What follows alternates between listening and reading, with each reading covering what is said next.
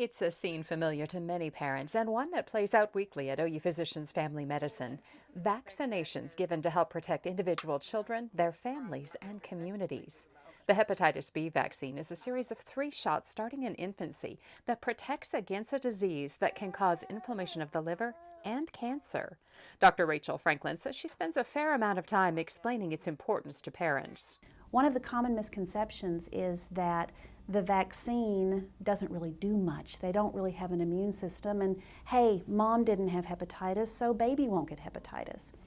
What we know in reality is that in the first month of that baby's life, if the baby gets hepatitis, it's more likely than not that they didn't get it from mom. They actually got it from a loving, concerned grandparent or aunt or uncle who doesn't know they're infected. Franklin says vaccination is an infant's best protection, but there were questions about how long the vaccine might provide protection, especially when given so young. So people were worried that patients who had received the vaccine as an infant might need a booster dose. And in fact, there were pediatricians contacting me from across the country saying, do we need to even check titer levels or check the antibody levels to see if the patients are still protected? And if those antibody levels are low, should we give another dose? Dr. Amy Middleman of the University of Oklahoma Health Sciences Center and colleagues in Texas put that vaccination quandary to the test.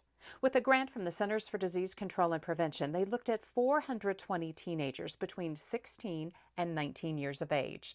All had been vaccinated against hepatitis B as infants. They focused on immune response. The teens were given a challenge dose. That's a dose of vaccine given to mimic exposure to the disease. And antibody levels were measured before and after that dose. We found that even adolescents who at baseline looked like they had no protection by looking at just the antibody level, we found that 92% of them actually responded to the challenge dose, meaning they were still protected from the vaccine years after getting the vaccine as an infant. It's good news for both children and parents, knowing that the shots given so early in life are still providing powerful protection against hepatitis B well into the teen years.